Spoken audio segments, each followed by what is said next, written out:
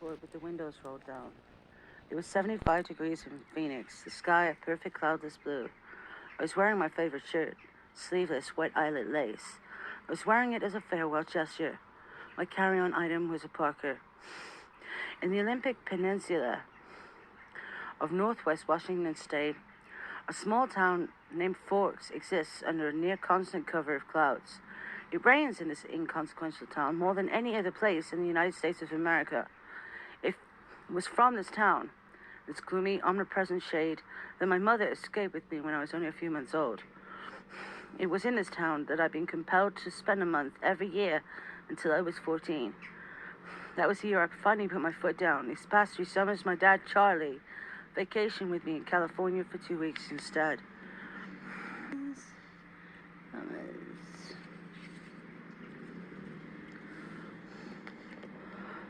It was to Force that I now exiled myself, an action that I took with great horror. I detested Force. I loved Phoenix. I loved the sun and the blistering heat. I loved the vigorous, sprawling city.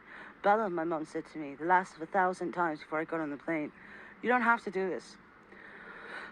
My mom looks like me, except with short hair and laugh lines.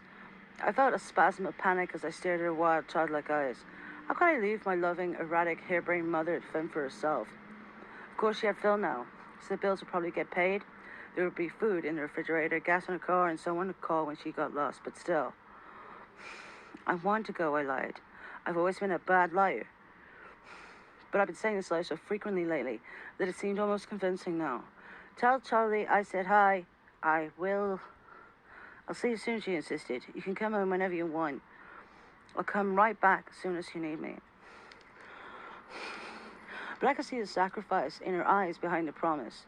"Don't worry about me," I urged. "It'll be great. I love you, Mom." She hugged me tightly for a minute, then I got on the plane and she was gone. It's a 4-hour flight from Phoenix to Seattle, another hour in a small plane in Port Angeles, and then another hour drive back to Forks. Flying doesn't bother me. The hour in the car with Charlie, though, I was a bit worried about. Charlie had been really fairly nice about the whole thing. He seemed genuinely pleased that I was coming to live with him. For the first time, with any degree of permanence, he'd already gotten me registered for high school, and he was going to help me get a car. But it's sure to be awkward with Charlie. Neither of us was what anyone would call verbose. I didn't know what there was to say regardless. I knew he was more than a little confused by my decision. Like my mother before me, I hadn't made a secret of my distaste for Forks. When I landed in Port Angeles, it was raining. I didn't see it as an omen, just unavoidable. I'd already said my goodbyes to the sun. Charlie was waiting for me with a cruiser. This was what I was expecting too. Charlie is police chief swan to the good people of Forks.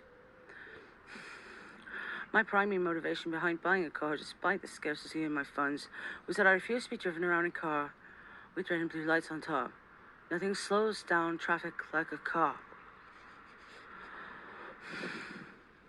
Charlie gave me an awkward one-arm hug when I stumbled off the plane. "It's good to see you, Bells," he said, smiling as he automatically caught and steadied me.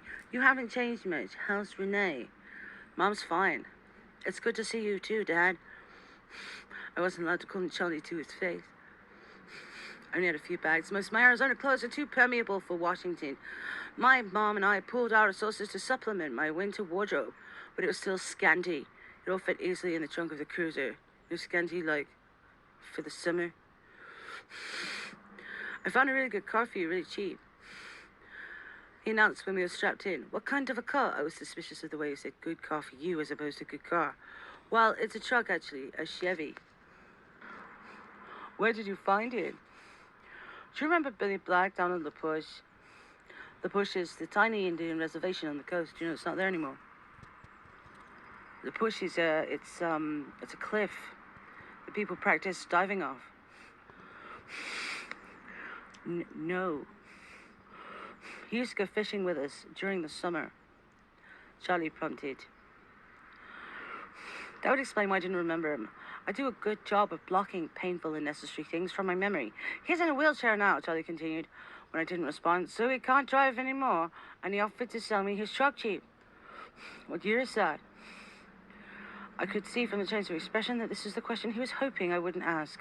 Well, but there's done a lot of work on the engine. It's only a few years old, really. I hoped he didn't think so little as me. As to believe, I would give it that easily. When did he buy it? He bought it in 1984, I think. Did he buy it new? Well, no. I think it was new in the early 60s. Or 50s. At the earliest, he had been it cheapishly. Dad, I don't really know anything about cars. I wouldn't be able to fix it if anything went wrong, and I couldn't really afford a mechanic. Really, Bella, the thing runs great. They don't build them like that anymore. The thing, I thought to myself, it had possibilities as a nickname at the very least. How cheap is cheap? After all, that was the part I couldn't compromise on. Well, honey, I can already bought it for you. As a homecoming gift. Charlie peeked sideways at me with a hopeful expression. Wow, free. You didn't need to do that, Dad. I was going to buy myself a car. I don't mind. I want you to be happy here. He was looking ahead at the road when he said this. Charlie wasn't comfortable with expressing his emotions out loud. I inherited that from him. So I was looking straight ahead as I responded. That's really nice, Dad. Thanks. I appreciate it. And no need to add that my being happy in folks is an impossibility. You didn't need to suffer along with me. I never looked in a free truck in the mouth or in the engine. Well now, you're welcome, he mumbled, embarrassed by my thanks.